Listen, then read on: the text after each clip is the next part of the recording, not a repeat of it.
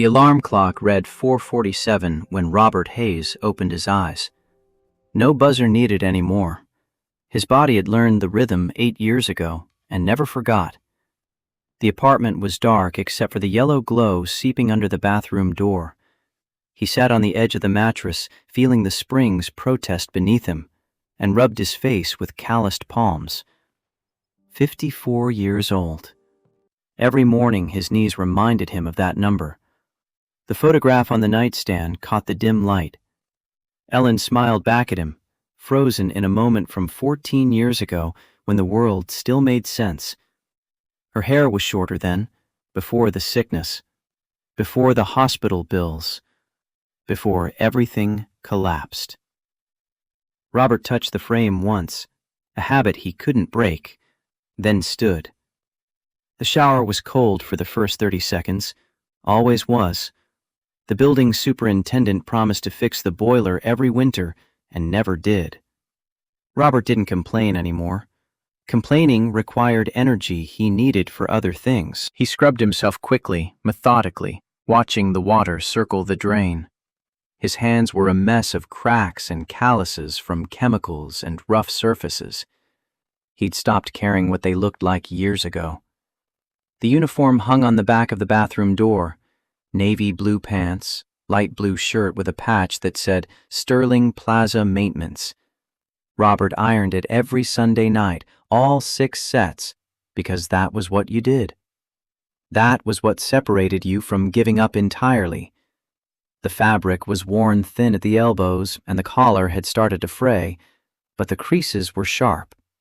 He dressed slowly, buttoning each button with care, tucking the shirt in properly.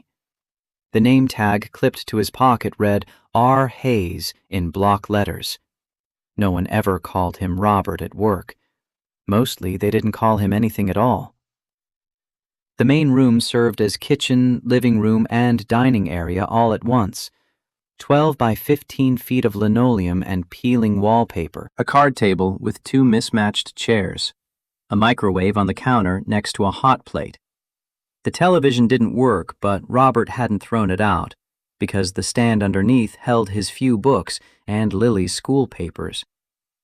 He walked to the smaller bedroom door and pushed it open gently. Lily was curled under her blanket, one arm wrapped around the stuffed elephant that used to be his daughter Sophie's. 8 years old and already carrying weight no child should carry. Robert sat on the edge of her bed and touched her shoulder. Her eyes opened immediately, no grogginess, like she'd been waiting for him. "Morning, sweetheart." Her voice was small, scratchy with sleep. "Is it time?" "Not yet. Another hour. I'm making breakfast before I go." She nodded and closed her eyes again, but Robert could tell she wasn't sleeping. Lily never really slept deeply, not since her mother dropped her off 2 years ago with a garbage bag of clothes and a note that said, "I can't do this anymore." Robert's niece had been an addict for most of her adult life, and her daughter was the price of that addiction. He'd taken Lily in without hesitation because family meant something, even when everything else had fallen apart. Especially then. He made oatmeal on the hot plate, adding a sprinkle of cinnamon and a spoonful of the honey he saved for special occasions. Every morning was a special occasion when you were 8 and the world had already taught you about disappointment. He poured himself instant coffee, black, and ate standing up at the counter. No plate, no ceremony, just fuel. His phone sat face down next to the microwave. 3 missed calls from yesterday, 2 from Michael, 1 from Sophie. Robert picked it up, looked at the screen, set it back down.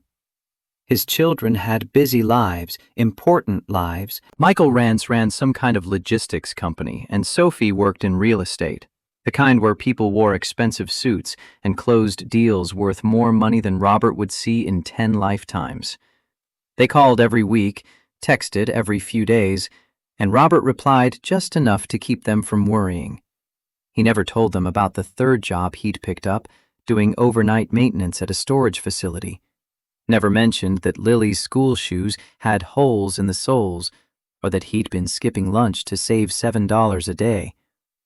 They'd made something of themselves despite having a father who'd fallen apart after their mother died, and he wasn't about to drag them back into his failure. The bus stop was 4 blocks away. Robert walked it in the dark, his breath fogging in the November cold. Chicago winters started early and stayed late, pressing down on the city like a judgment. A few other people waited under the shelter, all of them staring at phones or staring at nothing. Robert knew them by sight but not by name. The young woman in scrubs going to the hospital, the old man with the lunch pail who never spoke to anyone. They'd been riding the same bus for years and never exchanged more than a nod. The ride downtown took 32 minutes. Robert watched the city wake up through the dirt-streaked window.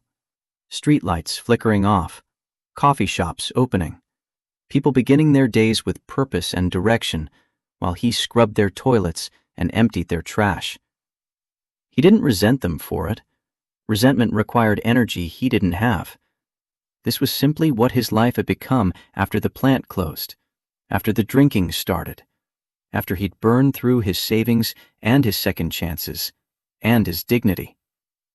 This was the bottom, and the bottom was stable, if nothing else.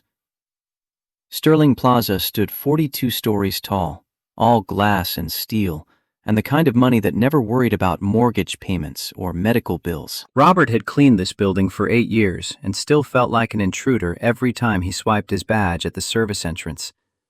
The security desk was manned by Danny, 24 years old and always buried in his phone. He looked up just long enough to nod. "Morning, Robert." "Morning." That was it. That was the extent of human interaction for the first hour of Robert's shift. He grabbed his cart from the supply closet and started his route.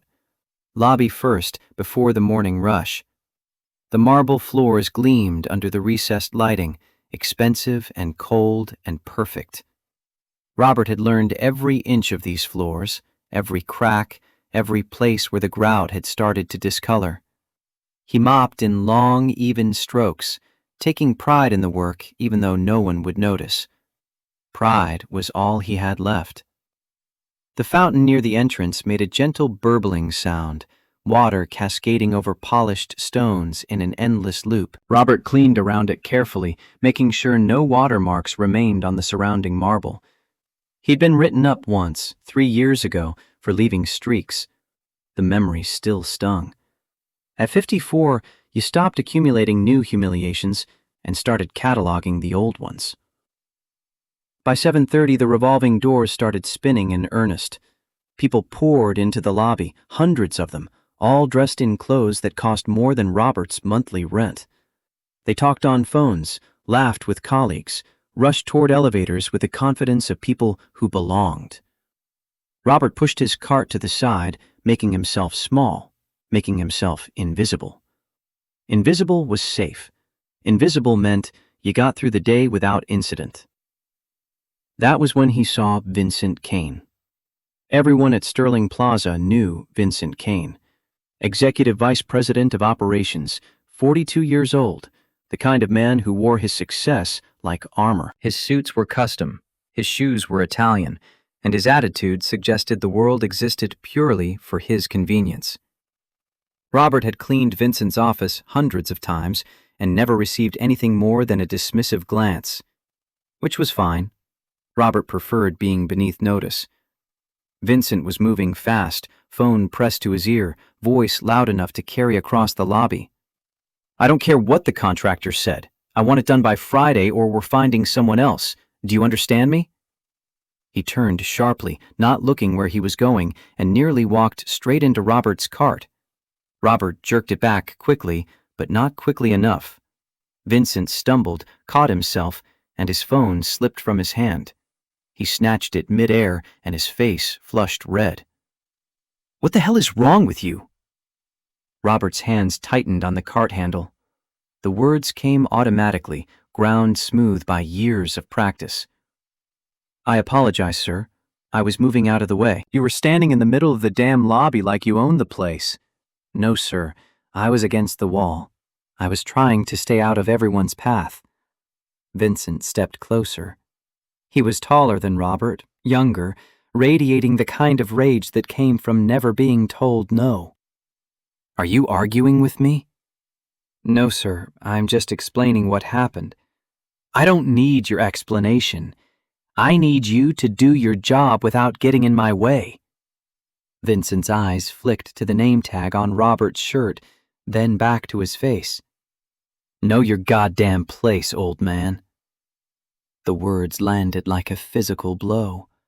Robert had heard worse over the years, swallowed worse, but something about the way Vincent said it, the casual contempt, the absolute certainty that Robert was less than human, made his chest constrict. He forced his hands to unclench, forced his voice to stay level. "I apologize, sir. It won't happen again." Vincent stared at him for another moment, making sure the lesson landed, then walked away without another word. His phone was already back at his ear, his voice rising again as if Robert had been nothing more than a piece of furniture that got moved.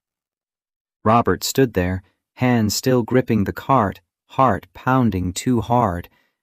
He counted to 10, then 20, waiting for the adrenaline to fade. Around him, the lobby continued moving, people streaming past, completely unaware that anything had happened.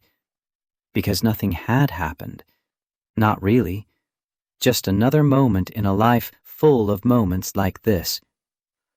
Robert finished the lobby and moved to the bathrooms on the second floor. The executive washrooms were always pristine because executives believed cleanliness appeared magically without effort or human involvement. Robert scrubbed the sinks, mopped the floors, restocked the soap dispensers. His reflection in the mirror caught him off guard. Gray hair, lines carved deep around his eyes and mouth, shoulders that had started to curve inward like he was protecting something fragile in his chest. He looked away quickly. At 9:15, Claire Chen called his name from the reception desk. Robert turned, already knowing this wouldn't be good news. Claire was in her late 20s, blonde, perpetually annoyed by everything. She'd worked at Sterling Plaza for 3 years and had never once said good morning to Robert. He was part of the furniture to her too, useful only when something needed fixing. "Robert, hey, there's a spill by the elevator bank on 7. Someone dropped their coffee. I'll take care of it." "Like now, people are stepping in it." "I said I'll take care of it." Claire rolled her eyes and turned back to her computer screen, already done with him. Robert grabbed the mop and headed for the elevator. His knees protested on the ride up. Standing all day, bending, lifting, it all added up. His doctor, back when he could afford doctors, had warned him about osteoarthritis. Robert had nodded and kept working because there was no other choice. The coffee spill on 7 was extensive. Dark roast mixed with cream, splattered across the marble in a wide arc that suggested someone had thrown it rather than dropped it. 2 executives stood nearby, both women in expensive dresses, both looking at the mess like it was Robert's personal failure. Finally, this has been here for 15 minutes. Robert didn't point out that no one had called maintenance until 2 minutes ago. He just knelt down and started cleaning. The coffee had already started to dry at the edges, making the work harder. Behind him, the 2 women continued their conversation as if he wasn't there. "Can you believe this place? You'd think they'd have better staff." "I know. It's embarrassing when clients visit." Their voices faded as they walked away. Robert scrubbed harder, his jaw tight. The marble came clean eventually, and he mopped the area twice to make sure no residue remained. His lower back was screaming by the time he finished. He stood slowly, testing his balance, and pushed the cart toward the service elevator. Lunch came at noon. Robert used to eat in the break room but stopped after too many conversations died when he walked in. Too many people who couldn't quite hide their discomfort around the old janitor who smelled like bleach and failure. Now he found a quiet corner near the loading dock and ate his sandwich alone. Turkey and cheese on white bread, the same thing every day because it was cheap and filling and required no thought. Ellen used to make him different lunches, little surprises tucked in with notes that said she loved him. He'd thrown away the notes after she died because keeping them hurt too much. Now he wished he'd kept them because forgetting hurt worse. His phone buzzed in his pocket. A text from Lily's school. Parent-teacher conference next Thursday at 3 p.m. Robert stared at the message. He worked until 4 on Thursdays. Missing even an hour meant losing money they didn't have. But Lily's teacher had been leaving messages for 2 weeks, and he couldn't avoid it anymore. He typed back confirmation and put the phone away. The afternoon stretched long. Robert cleaned conference rooms, emptied trash bins, spot-cleaned carpets where someone had spilled something and left it for him to find. At 2:45, Danny appeared in the hallway, looking uncomfortable. "Hey, Robert. Got a minute?" Robert set down his spray bottle. "What's up?" "They want you upstairs. HR." The words hit like cold water. Robert's mind raced through the morning, trying to figure out what he'd done wrong. The incident with Vincent? But that had been Vincent's fault, hadn't it? Unless someone had complained. Unless someone had decided the old janitor was a problem. Why? Danny shook his head. "I don't know, man. They just said to send you up. Did I do something?" Danny's face answered before his words did. "I really don't know. I'm sorry." Robert left his cart where it was and walked toward the elevator. His hands were shaking slightly. He pressed them flat against his thighs to make them stop. The elevator ride to the 8th floor felt like it took an hour. The carpet up here was thick and soft, the lighting warm and expensive. Everything designed to remind you that this was where important people worked and important decisions were made. Robert had cleaned these floors hundreds of times, but always felt like he was trespassing. The HR office door was open. A young woman at the reception desk looked up as he approached. "Robert Hayes?" "Yes." "Go ahead in. They're waiting." They, not she. Robert's stomach dropped. He pushed open the conference room door and saw 3 people sitting at a long table. The woman from HR, Rachel Bennett, her face carefully neutral. "Mr. Graham, the building operations director, his fingers drumming against a folder, and Vincent Kane, sitting at the end like he owned the room, because he did. "Mr. Hayes." Rachel gestured to an empty chair. "Please sit down." Robert sat. His legs felt weak. His hands were trembling again, and he locked them together in his lap where no one could see. "We'll get right to the point. There's been an incident."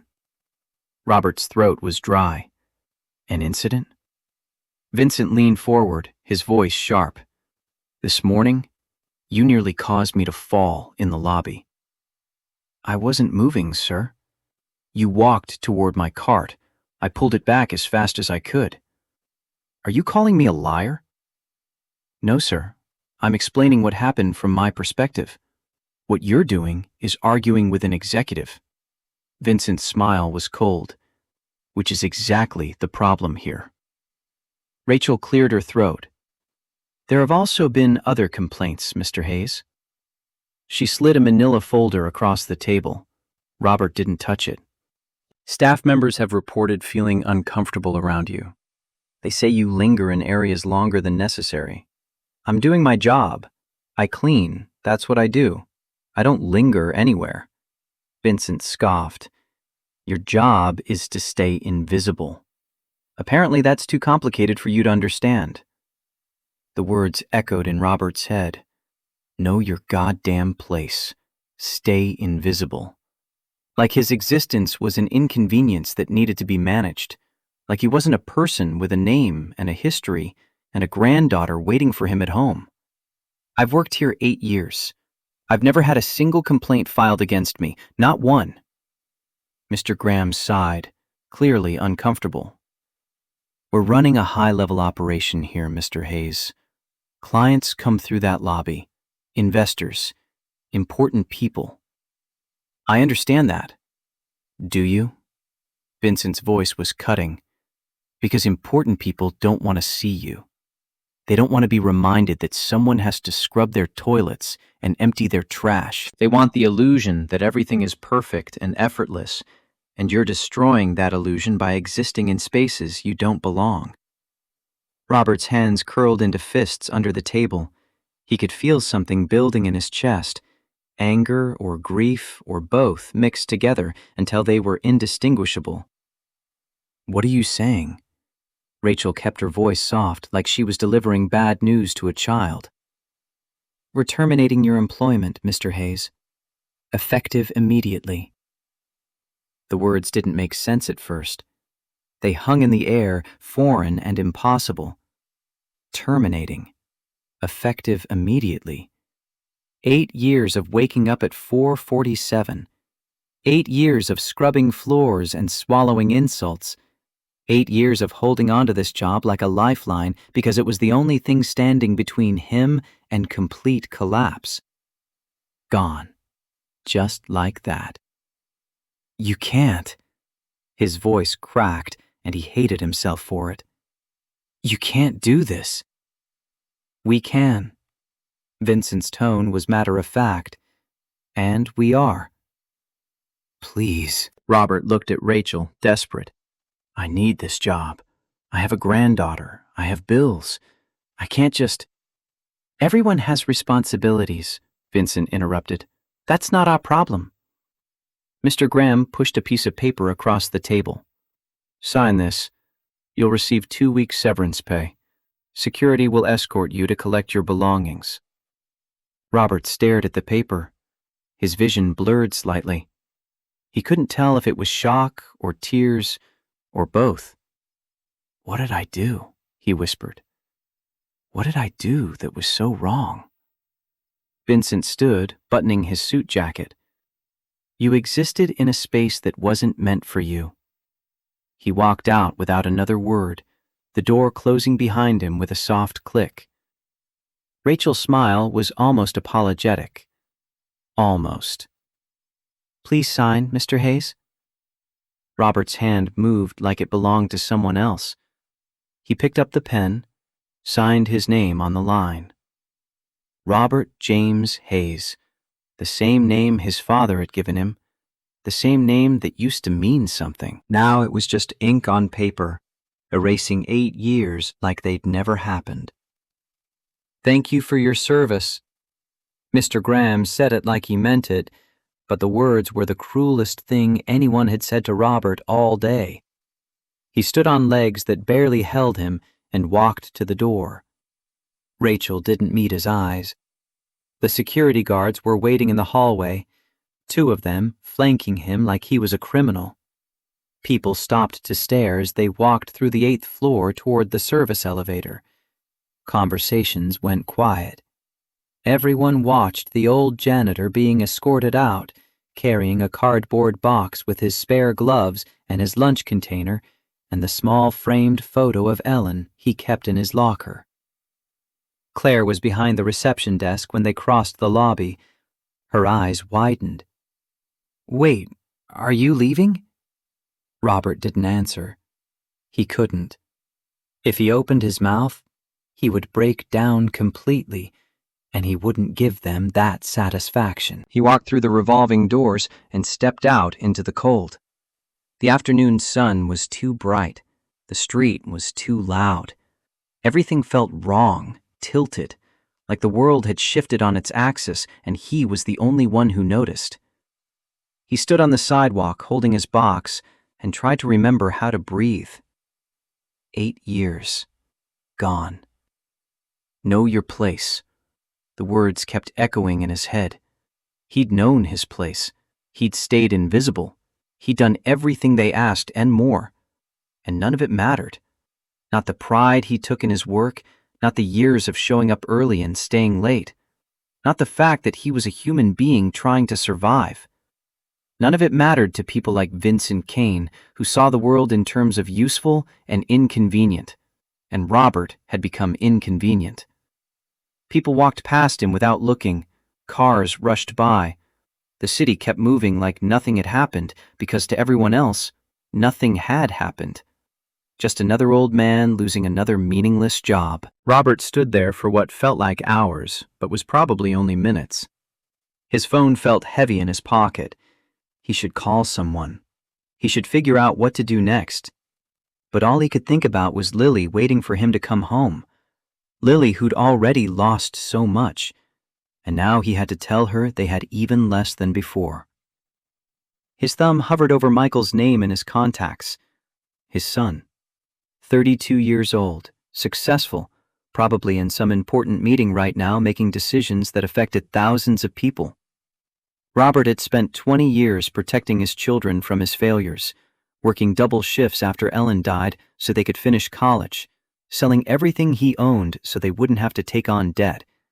He'd hidden his drinking from them until it was too late, hidden the foreclosure, hidden how bad things had gotten. And now they had lives that worked, careers that mattered. He couldn't drag them back into his disaster, but Vincent Kane's face kept appearing in his mind. The contempt, the absolute certainty that Robert was nothing. And something inside Robert shifted. Not anger exactly, something colder and more permanent. A decision forming in the space where hope used to live. He pressed call. The phone rang once, twice. Then Michael's voice came through, worried. "Dad? Is everything okay?" Robert closed his eyes. The words stuck in his throat like glass. "I need to tell you something." The pause on the other end was heavy with concern. "What happened?" "I lost my job." Silence. 3 seconds that felt eternal. Then Michael's voice came back, different, lower, controlled in a way that made Robert's spine straighten. "Who did this? Give me a name."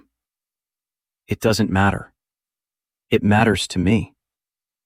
Robert looked back at Sterling Plaza, at the glass doors he'd walked through thousands of times, at the building that had just thrown him away like trash. His voice came out steadier than he expected. "Vincent Kane. His name is Vincent Kane." Another pause. Then Michael spoke with the kind of calm that came before storms. "Stay where you are, Dad. I'm making some calls. And listen to me carefully. This ends today." The line went dead. Robert stood there with the phone in his hand, the November wind cutting through his thin jacket, and for the first time in 8 years, he didn't feel invisible. He felt like a bomb with a lit fuse, and Vincent Kane had no idea what was about to hit him. Michael Hayes sat in his office 40 miles north of the city, phone still pressed to his ear even though the call had ended. The skyline stretched before him through floor-to-ceiling windows, downtown spread out like a game board he'd learned to play better than most. 32 years old, and he'd built Hayes Logistics International from nothing, turned shipping contracts into an empire that moved freight for Walmart, Target, Amazon. $320 million in annual revenue, warehouses in 6 states, a staff of 1,200 people who depended on him to make the right decisions. None of it mattered as much as the tremor he'd heard in his father's voice. Michael hit the intercom button. His assistant answered immediately, efficient as always. "Cancel everything for tomorrow morning. All of it."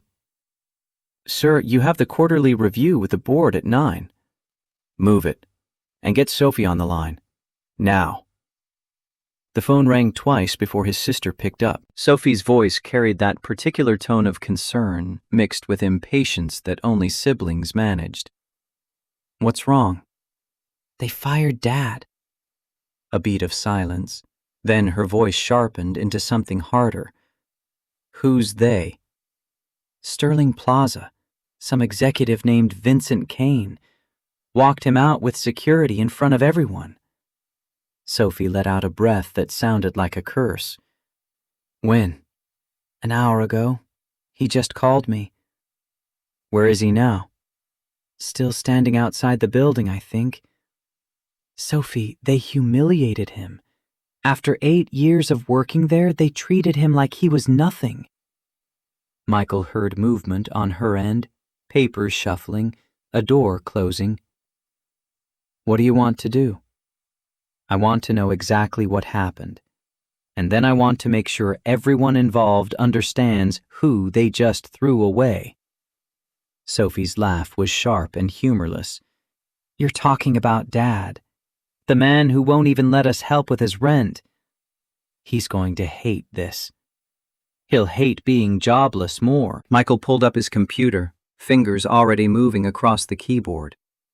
I'm pulling everything I can find on Sterling Plaza. You do the same from your end. Contracts, city deals, board members, anything that gives us leverage. What about Dad? We should go to him first. After we have ammunition. He needs to see we're not just making noise. We're fixing this. The line went quiet for a moment. When Sophie spoke again, her voice was softer. Mike, he's going to be destroyed. You know how much pride he takes in that job, which is exactly why we're doing this. Nobody gets to destroy our father and walk away. Michael closed his laptop with more force than necessary. I'll text you tomorrow morning, 6 a.m. We roll in together. Make it 5:45. I want to be there before anyone else shows up. The call ended.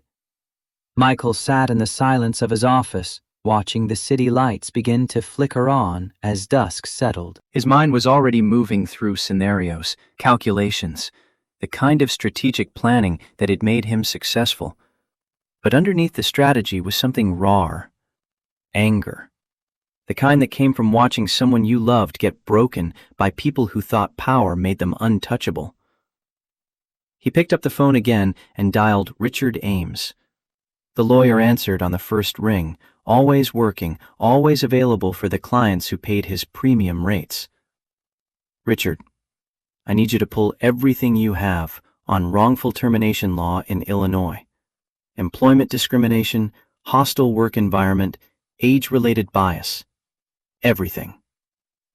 Michael, what happened? My father got fired today. I want to know every legal avenue we have to bury the people responsible.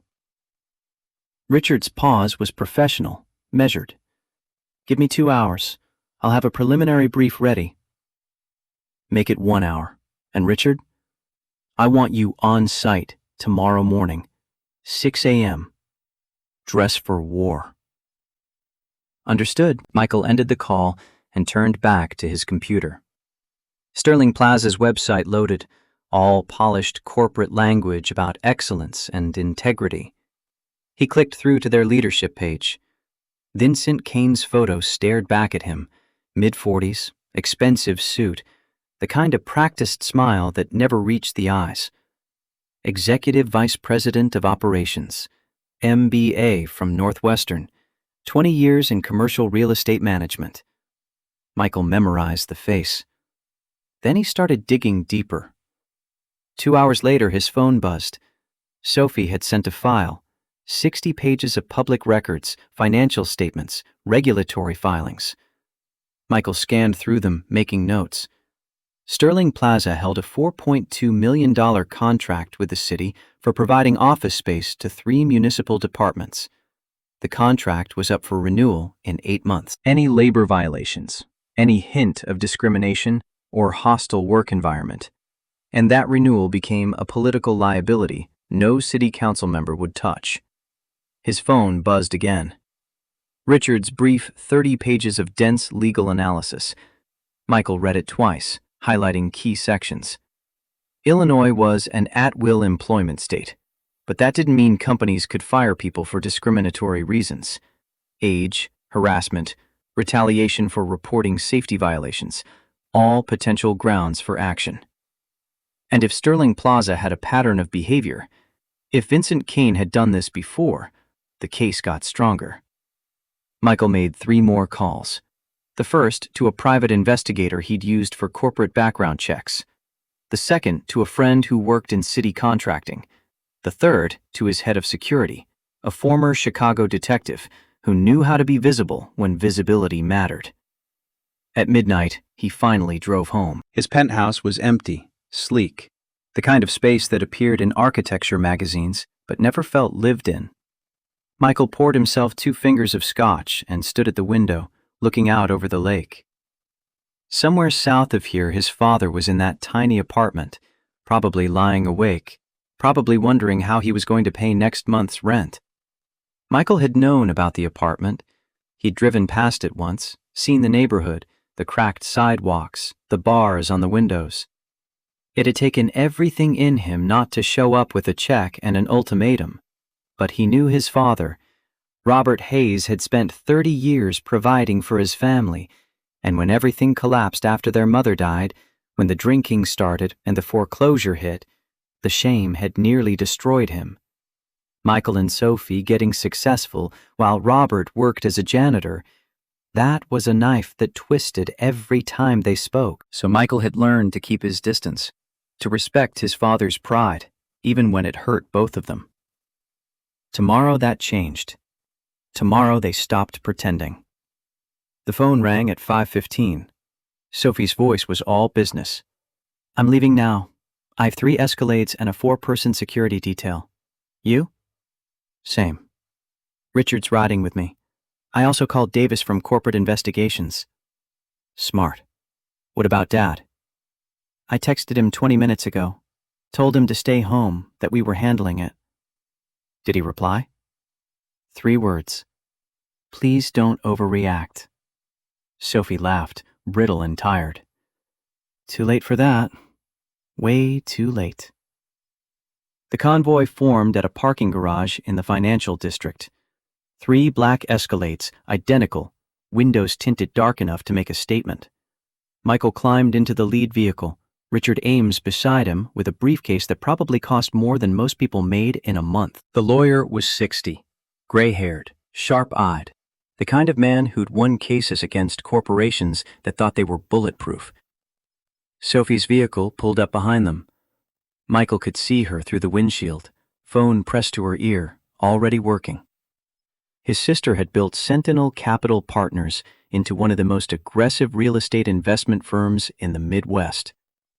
$180 million in assets under management, properties in 4 states, a reputation for being brilliant and merciless in equal measure.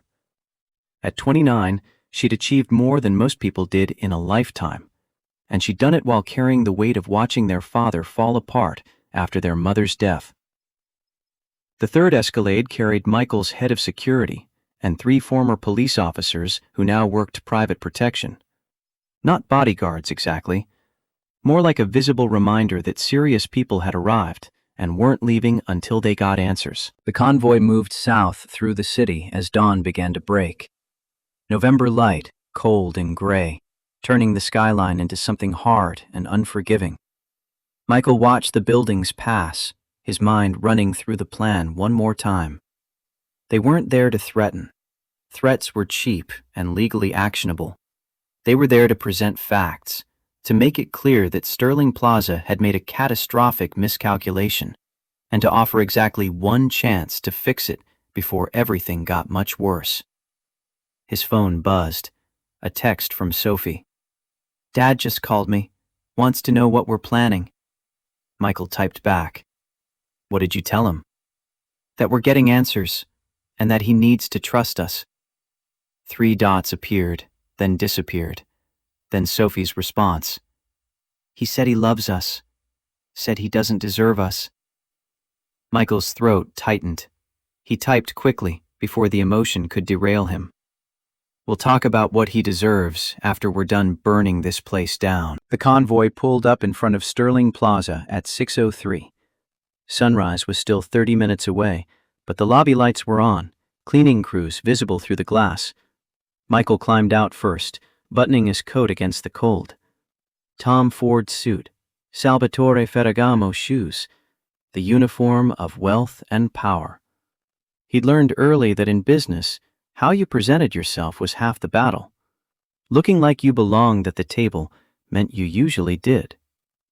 Sophie emerged from the second vehicle, Armani suit, Hermes bag, heels that clicked on the pavement like gunshots. Her face was composed, professional, but Michael knew his sister. Underneath that control was rage that had been building for 8 years, ever since their father took a job cleaning toilets because it was the only work he could find. Richard and the security team formed up around them. Not intimidating exactly, just present, visible. A statement that couldn't be misunderstood. They walked through the revolving doors together. The lobby was different at this hour. Still beautiful, still expensive, but emptier, more vulnerable. The night security guard looked up from his desk, confusion crossing his face, as 7 people in expensive clothes and carrying briefcases walked toward him. Michael recognized him from his father's description. Danny. Young, uncertain, probably making $15 an hour and wondering what the hell was happening. Good morning. Michael kept his voice pleasant, professional. We're here about Robert Hayes. Danny's eyes widened. Robert? He doesn't work here anymore. He was terminated yesterday. We know. That's why we're here. I don't understand. Sophie stepped forward. Her smile was polite and absolutely terrifying. We need to speak with your building manager and Vincent Kane. Immediately. Ma'am, it's 6 a.m. Nobody's here yet. Then you should probably start making phone calls. Richard opened his briefcase and pulled out a business card. Because we're not leaving until we get answers, and every minute we stand in this lobby is another minute your employers should be very concerned about what happens next. Danny looked at the card, then at the security team, then back at Michael. Who are you people? My name is Michael Hayes. Robert Hayes is my father. The silence that followed was sharp enough to cut. Danny's face went through several expressions in quick succession: confusion, recognition, something that might have been fear. He picked up the phone with hands that weren't quite steady. I need to call Mr. Graham. You should probably call Vincent Kane, too. Michael walked to the fountain and sat on the marble edge, making himself comfortable. Because this conversation involves him directly. Danny made the first call, voiced low and urgent. Michael couldn't hear the words but could track the reaction. Disbelief. Questions. More disbelief. The second call was shorter, probably voicemail. The third call was to someone else, maybe the building's owner, maybe legal. It didn't matter. Michael had expected resistance. Resistance was fine. Resistance meant they were scared, and scared people made mistakes. Sophie sat beside him. Her voice was barely a whisper. You think this will work? It has to. Michael pulled out his phone and opened a document. Because the alternative is watching Dad spiral again, and I'm not doing that. What if he's angry? What if he thinks we're making it worse? Then he'll be angry. But he'll be angry with a roof over his head and food in his fridge and some semblance of justice. I can live with that. 20 minutes passed, then 30. The cleaning crew finished the lobby and moved to upper floors, casting curious glances at the group sitting by the fountain like they owned the place. More security guards arrived for the day shift, got briefed by Danny, and kept their distance. The sun rose properly, flooding the lobby with cold November light. At 6:42, the elevator dinged. Mr. Graham stepped out, looking like he'd dressed in a hurry. His shirt was buttoned wrong, and his tie wasn't quite straight. He walked toward them with the careful steps of someone approaching a bomb they weren't sure how to defuse. Mr. Hayes. His voice tried for authority but landed somewhere near appeasement. I'm not sure what this is about, but showing up unannounced isn't the proper way to handle employment disputes. Michael stood. His height gave him an advantage, and he used it, looking down at Graham with the kind of calm that came from absolute confidence. We're not here to dispute anything. We're here to understand why you fired our father after 8 years of service without a single complaint. I'm not at liberty to discuss personnel matters with family members. Sophie rose, joining her brother. Then perhaps you'd like to discuss public records instead. Because Sterling Plaza holds a $4.2 million contract with the city of Chicago, and we're very interested in how city contractors handle their labor practices. Graham's face paled slightly. That contract has nothing to do with this situation. It has everything to do with this situation. Richard stepped forward, every inch the attorney who'd spent 30 years destroying people in depositions. Because if even a hint of age discrimination or wrongful termination reaches the city council, that contract becomes politically toxic. And from what we've already uncovered, there are several hints worth examining. The elevator dinged again. Vincent Kane emerged, phone in hand, clearly in the middle of reading something that had his full attention. He looked up, saw the group standing in the lobby, and his expression shifted from annoyance to confusion to something harder. What the hell is this? Michael watched Vincent walk toward them. This was the man who destroyed his father. Mid-40s, expensive suit, the kind of confidence that came from never facing real consequences. Michael had met 1,000 Vincent Kanes in his career. Men who thought power was permanent and cruelty was cost-free. Men who'd never been hit back. Mr. Kane. Michael extended his hand. I'm Michael Hayes. Robert Hayes is my father. Vincent's handshake was automatic, firm, dismissive. He was already turning toward Graham. Why are these people in our lobby? They're here about the termination yesterday. Graham's voice was tight. They have concerns. Concerns. Vincent's laugh was short and ugly. Your father was terminated for cause. Multiple complaints, inappropriate behavior. It's handled. It's done. Sophie's voice cut through like a scalpel. What complaints? Be specific. That's confidential. No.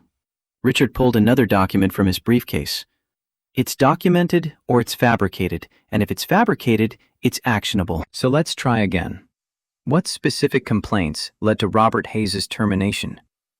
Vincent's jaw tightened. I don't have to explain personnel decisions to anyone outside this company. Actually, you do. When those decisions potentially violate federal and state labor laws, when they create liability for everyone involved, when they're about to become very public and very expensive. Are you threatening me? Michael kept his voice level, almost pleasant.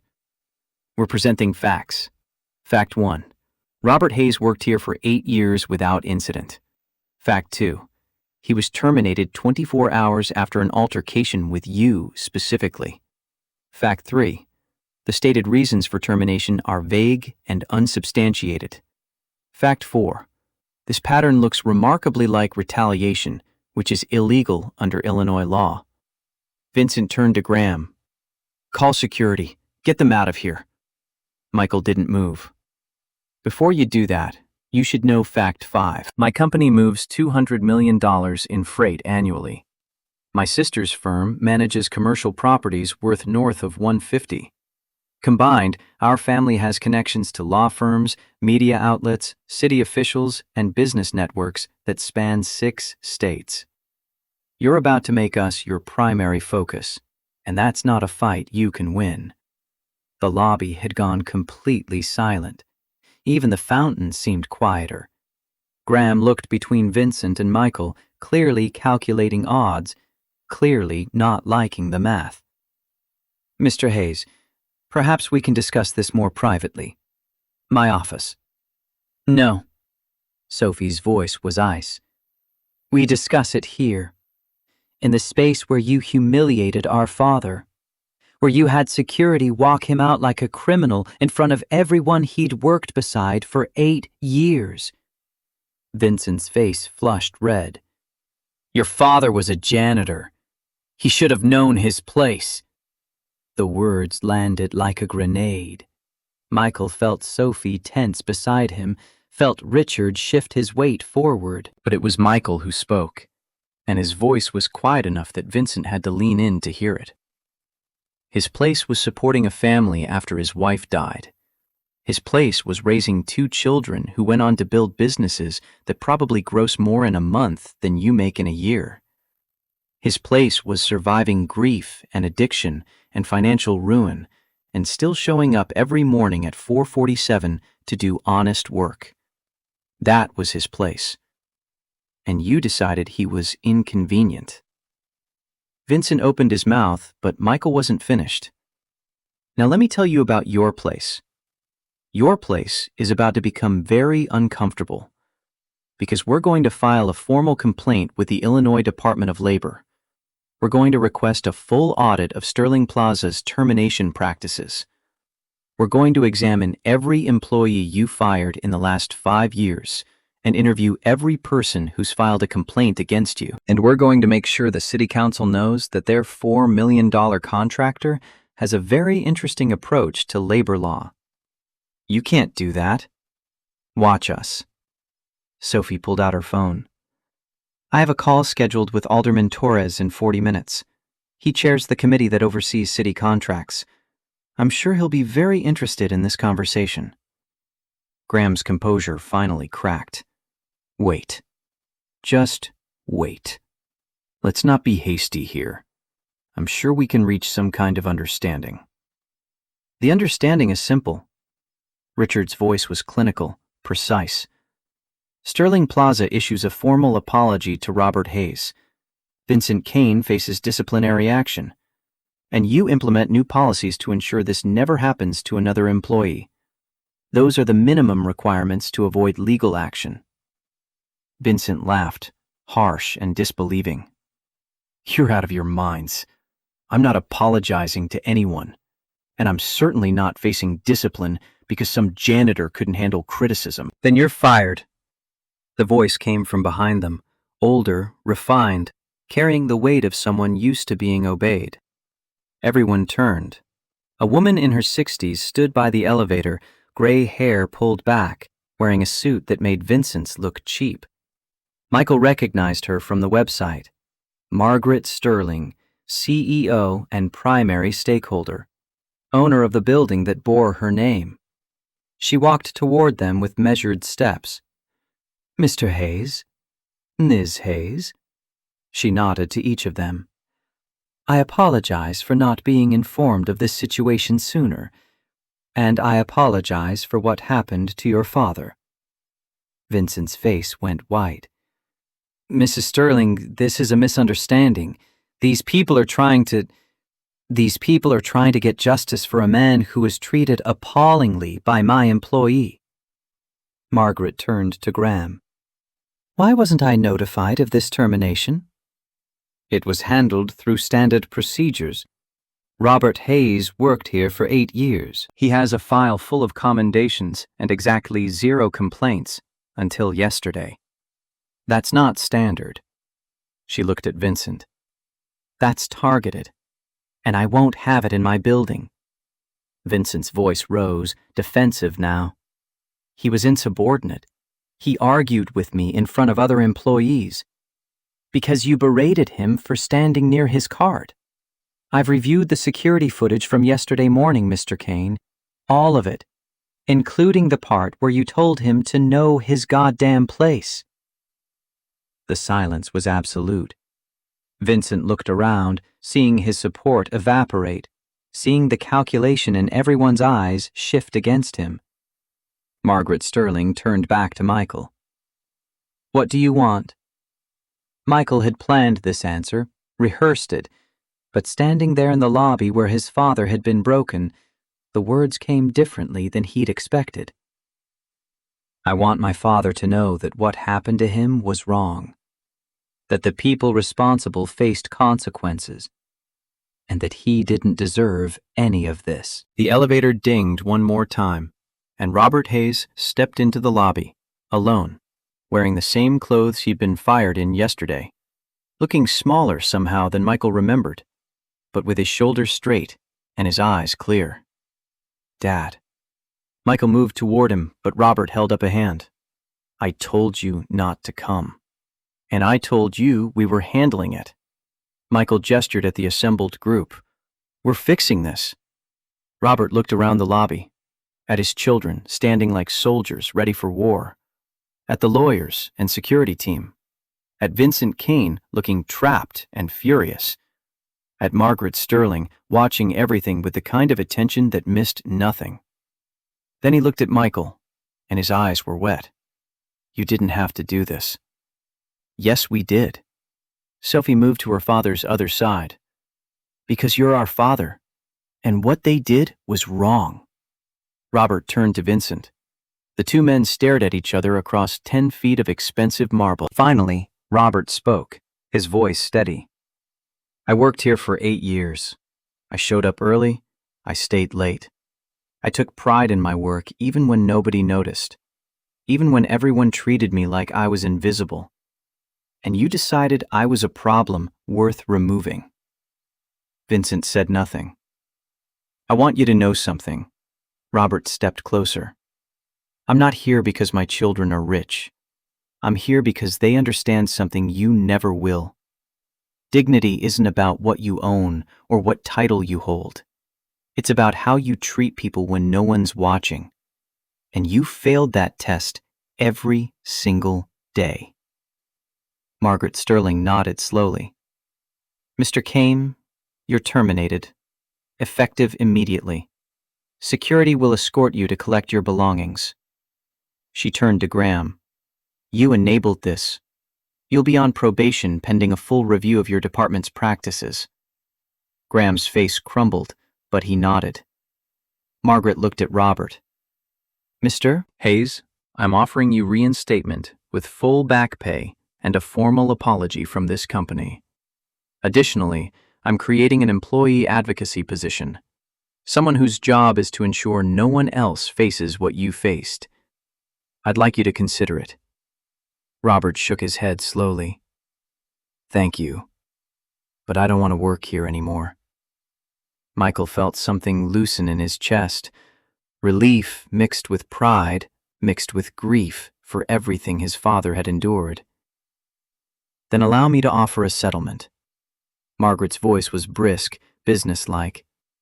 3-month salary plus benefits, and a written reference that makes clear your exemplary service record. It's the least we can do. Robert looked at Michael, then at Sophie. They both nodded. Finally, he turned back to Margaret. Okay. Vincent was escorted past them, security on either side, his face a mask of impotent rage. He didn't look at Robert, didn't acknowledge any of them, just walked toward the elevator like a man heading to his own execution. The lobby emptied slowly. Employees arriving for work sensed something had happened and kept their distance. Margaret Sterling shook hands with Michael and Sophie, promised her lawyers would be in touch, and disappeared back into her elevator. Graham slunk away, shoulders hunched. The security team dispersed. Finally, it was just the three of them standing by the fountain where Robert had cleaned 1,000 times. You shouldn't have done this. Robert's voice was rough. I told you I didn't want you involved. We were already involved. Sophie took her father's arm. The moment they hurt you, they involved us. I can fight my own battles. Michael put his hand on Robert's shoulder. We know you can, but you don't have to. Not anymore. Robert's face crumpled slightly, the emotion finally breaking through. I'm so sorry. For all of this. For being the father who needs his children to rescue him. Stop. Michael pulled his father into an embrace, feeling how thin Robert had gotten, how much weight he'd lost. You spent 30 years rescuing us, from poverty, from grief, from everything that tried to break our family. You taught us to stand up for what's right. That's exactly what we're doing. Sophie joined the embrace, the three of them standing in the lobby that had been Robert's prison for 8 years, now claimed as their own victory. They walked out together into the cold morning. The Escalades waited at the curb, black and powerful and impossible to ignore. Robert looked at them and laughed, the sound breaking something open inside Michael's chest. This is excessive. Probably. Michael opened the door, but it felt good. They drove north through the city as morning traffic built. Robert sat in silence, looking out the window at the world he'd scrubbed and cleaned and served without recognition. Sophie made quiet phone calls from the seat behind them, probably updating lawyers and accountants and the 1,000 moving parts of their lives. Michael just drove, following the Escalade ahead, feeling something like peace settle over him for the first time since his father's phone call yesterday. "Where are we going?" Robert finally asked. Michael smiled. "Somewhere you can rest. Somewhere we can figure out what comes next. Together. I have Lily. She's at school, but she'll be home by 3:30. Then we'll be back by 3. But right now, you're coming with us. No arguments." Robert nodded, too tired to fight, and closed his eyes. Within minutes, he was asleep, his head against the window, his face finally relaxed.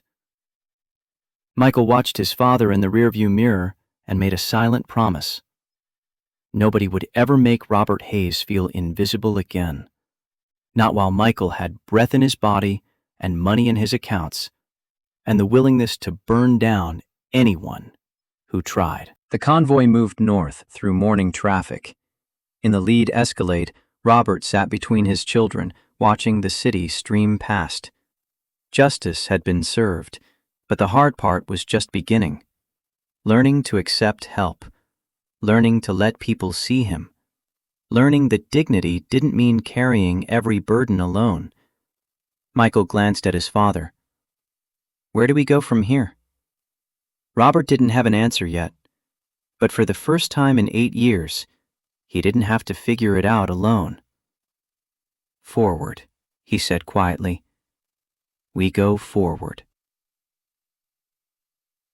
2 days after Sterling Plaza, Robert sat in the waiting area of East Side Community Center, hands clasped between his knees, trying not to look as desperate as he felt. The settlement money would cover 3 months, maybe 4 if he was careful. But then what?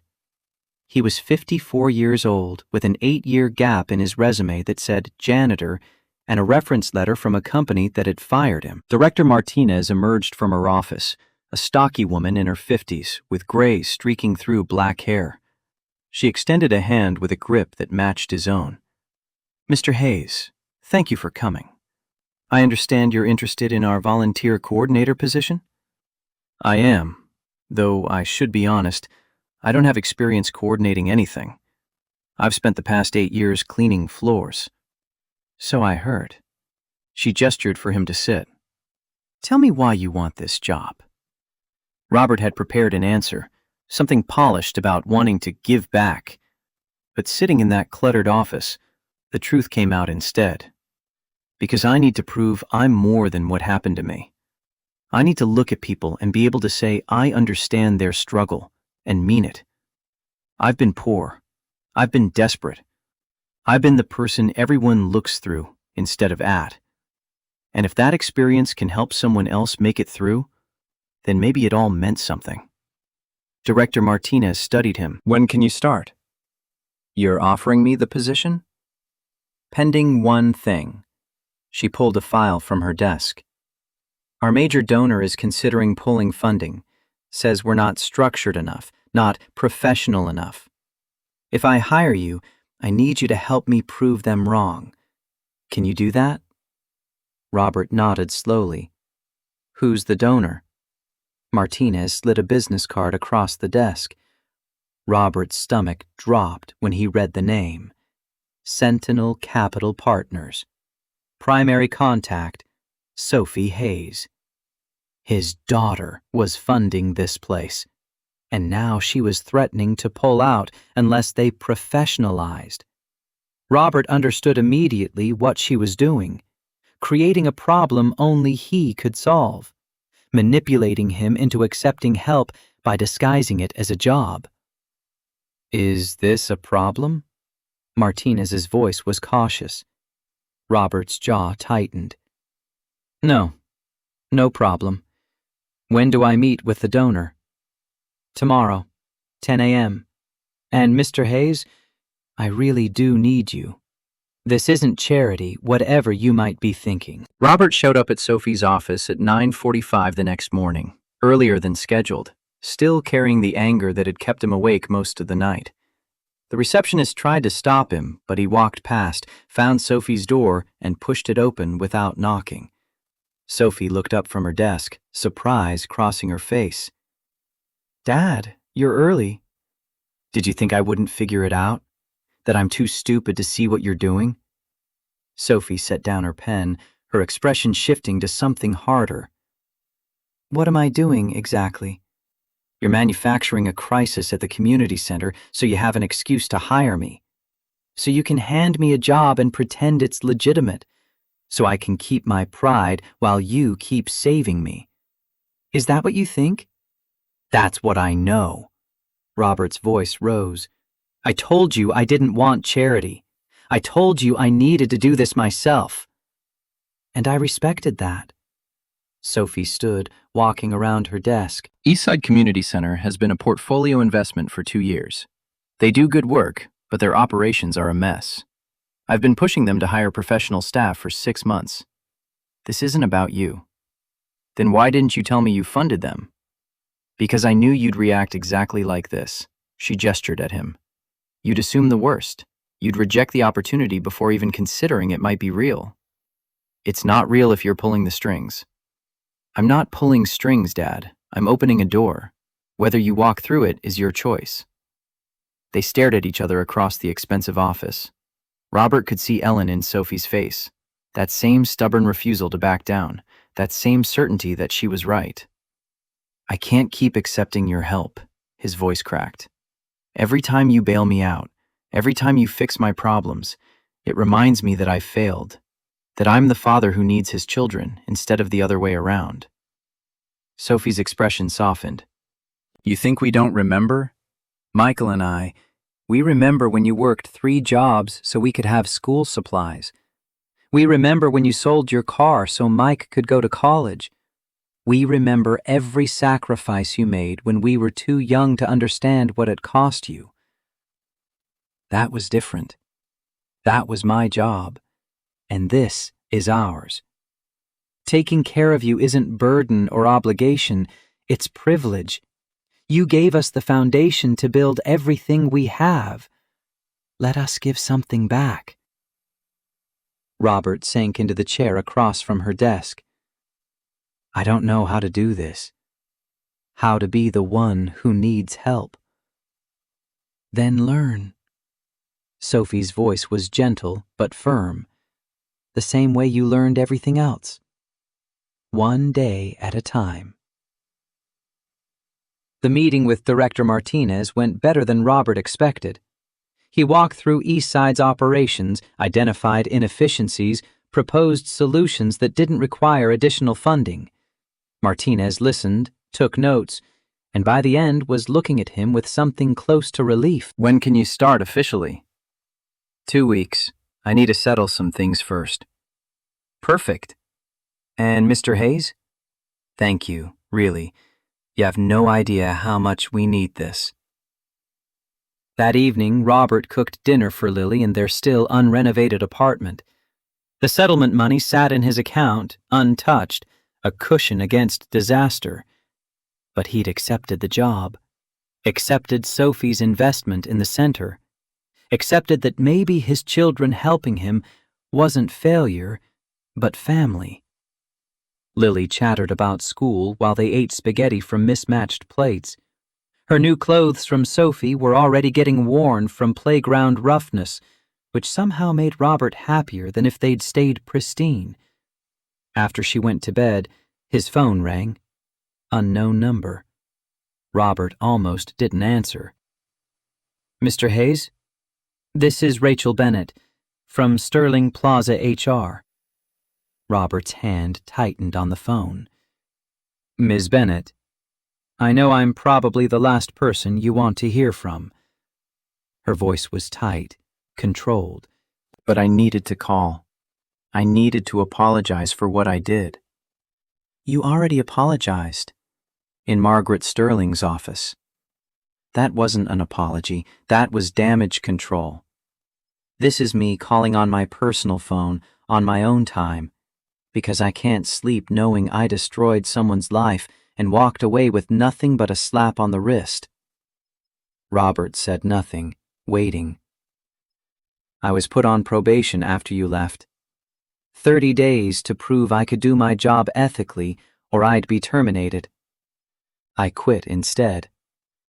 She laughed, brittle. Turns out I couldn't work somewhere that tested my ethics in the first place. Why are you telling me this? Because you deserve to know that what happened mattered. That it changed things. Changed me. Rachel paused. I got a job at a nonprofit now, Legal Aid Society, helping people fight wrongful terminations. People like you who get destroyed by people like Vincent Kane. That's good. Robert meant it. I'm glad something good came from it. Mr. Hayes, would you be willing to meet with me? Not for my benefit, for yours. I'd like to walk you through your rights, make sure the settlement was fair, ensure Sterling Plaza can't come after you later. I have lawyers for that, my son's lawyers. I'm sure you do. But I'm guessing you don't want to keep asking your son for help. And I have experience, I have resources, and I owe you a debt I can never fully repay. Let me try anyway. Robert considered this. Finally, he gave her the address of a coffee shop near the community center. Saturday, 10 a.m. Thank you. I'll be there. Rachel arrived 15 minutes early, looking different than she had at Sterling Plaza. No power suit, just jeans and a sweater, hair down instead of pulled back. She looked younger, more uncertain, more human. She stood when Robert entered, awkward with a greeting. Thank you for coming. They sat. Rachel pulled out a folder thick with documents. I reviewed your settlement. It's fair, actually more than fair, given Illinois law. Margaret Sterling went above minimum requirements. The NDA is standard, but includes protections for you that most don't have. She looked up. You're covered legally. That's not why I asked you here. Then why? Because I need you to know I understand what I did. Not in some abstract professional sense. I understand it personally. She told him her story. Growing up poor in southern Illinois, working as a janitor to pay for community college, the manager who harassed her, who fired her when she complained, who made sure she couldn't get another job in the county. How she'd left Illinois, gone to Chicago, worked her way through night school to get her HR degree. How she'd sworn she'd never let what happened to her happen to anyone else. And then I sat in that conference room and did exactly what was done to me. I told myself I was new, that I didn't have the power to push back, that I needed to keep my job. Every excuse. Every rationalization. And you sat there and looked at me, and I saw myself 20 years ago. And I still signed those papers. Her voice cracked. Robert saw tears in her eyes that she was trying to suppress. Why are you telling me this? Because you need to know that what Vincent Kane did, what I enabled, that wasn't about you. You weren't lacking. You weren't less than. We were. our failure of basic human decency. And I'm sorry. God, I'm so sorry. Robert sat with that for a moment. Then he spoke quietly. I forgave you already. In the lobby. When you stood there looking like the world was ending. I forgave you because I recognized that look. I've worn it myself. Rachel wiped her eyes. How? How do you forgive that easily? I've made worse mistakes. Hurt people I loved more than you hurt me. And someone forgave me. Kept forgiving me even when I didn't deserve it. He thought of Ellen, of Michael and Sophie. I learned that holding on to anger is like drinking poison and expecting the other person to die. They talked for 2 hours. Rachel told him about the Legal Aid Society, the cases she was working, the clients who reminded her why she'd left Sterling Plaza. Robert told her about the community center, about Lily, about trying to rebuild a life from pieces he thought were too broken to assemble. You have a gift. Rachel's voice was thoughtful. For seeing people clearly. For not judging them by their worst moments. I've had enough worst moments to know they don't define you. What defines you is what you do after.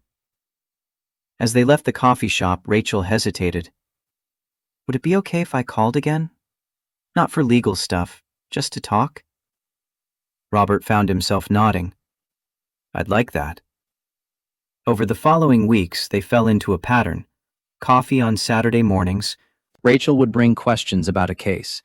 Robert would offer perspective from someone who'd been on the other side of workplace injustice. Slowly, the conversation shifted from professional to personal. Rachel's difficulty forgiving herself. Robert's struggle accepting help from his children.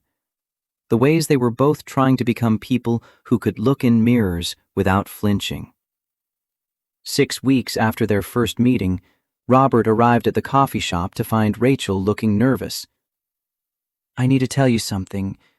My supervisor wants to meet you. She thinks your case against Sterling Plaza, the way it was resolved, could be a model for how we approach wrongful termination advocacy. She wants to interview you, maybe feature your story in our annual report. Robert's instinct was to refuse immediately, but he stopped himself. Thought about Director Martinez and the kids at Eastside who needed to see that adults could face injustice and survive. Thought about his own children and the example he wanted to set for Lily. Okay, but on one condition. Anything. You stop apologizing. What happened, happened. You can't change it. But you're changing yourself, changing your work, helping other people. That's enough. That's more than most people ever do. Rachel's eyes welled up again. How are you real? I'm not. I'm just someone who's been broken enough times to know how the pieces fit back together. That night, lying on his couch while Lily slept in the bedroom, Robert thought about Rachel, about the way she listened like his words mattered, about how talking to her didn't feel like burden or charity, but like two people finding their way through darkness together. It wasn't attraction exactly, not yet, but it was something. The first stirring of feeling like maybe, eventually, he could imagine not being alone. 3 months after Sterling Plaza, Robert was leading a workshop at Eastside when Director Martinez pulled him aside, face tight with worry. We have a problem. Our license renewal. The city is questioning our safety compliance. We passed inspection last month. Every item. I know. But someone filed an anonymous complaint. Detailed allegations about negligence, unsafe conditions, financial mismanagement. It's garbage, but we have to respond or we lose our license. Robert's stomach sank. Show me the complaint. The language was technical, professional, designed to cause maximum damage with minimum evidence. But Robert recognized the style, the casual cruelty, the strategic targeting of vulnerable points. Vincent came. He's doing this. Martinez looked confused. The man who fired you? How? Because he can't touch me directly anymore. So he's going after the place where I work, where I matter. He's trying to destroy this center, to destroy me. Robert called Michael that night. His son listened, asked sharp questions, and within an hour had their legal team on it. "We'll handle this." Michael's voice was cold with anger. "Kane made a mistake going after the center. That's public record, city contracts, oversight committees. He left fingerprints. I don't want you fighting my battles again." "This isn't your battle, Dad. This is 100 kids who need East Side. This is Director Martinez and her staff. This is bigger than you now. Let us help." 3 days later, Richard Ames called Robert directly. "We traced the complaint. It came from a Shell LLC registered to an address that doesn't exist, but the filing was done from an IP address at Vincent Kane's new company. He's not even hiding it? He thinks he's untouchable."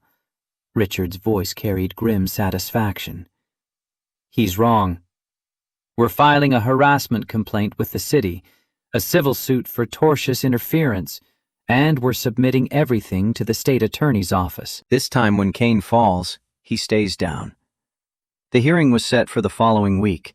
Robert sat in a city administrative office, flanked by Michael's lawyers, watching Vincent Kane walk in with his own legal team. Their eyes met across the room. Vincent's smile was ugly. "Still hiding behind your children, old man?" Robert stood slowly.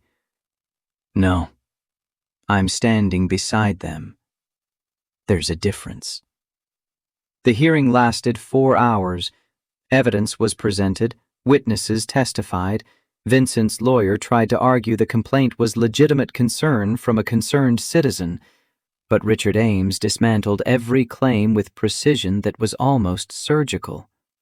In the end, the city dismissed the complaint, fined Vincent's company for filing false allegations, and flagged him in their system for future review. It wasn't criminal prosecution, but it was damage. Real, permanent, public damage. As they left the building, Vincent caught Robert's arm. "This isn't over." Robert pulled free. "Yes, it is, because I'm not alone anymore. And you are." That night, Rachel called. "I heard about the hearing. Are you okay?" "I'm better than okay.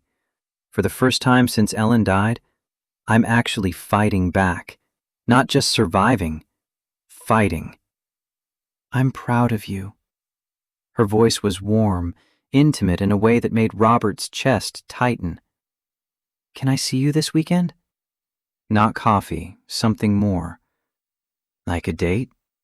"If that's okay. If it's not too soon." Robert thought about Ellen, about the promise he'd made to keep living. "It's not too soon. It's probably overdue." They went to a small Italian place in Rachel's neighborhood, nothing fancy but real cloth napkins and candles on the tables. Rachel wore a dress that wasn't professional armor, just soft blue fabric that made her eyes stand out.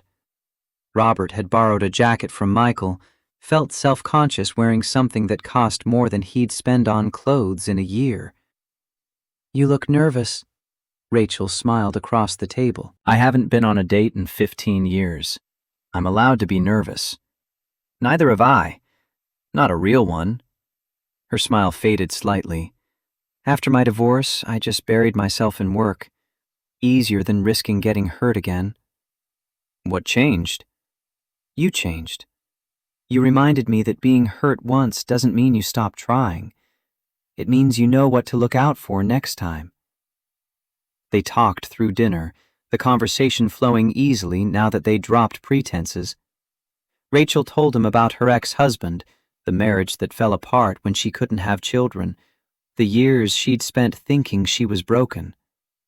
Robert told her about Ellen, about the drinking that followed her death, about 8 years of trying to disappear into work that didn't require thinking.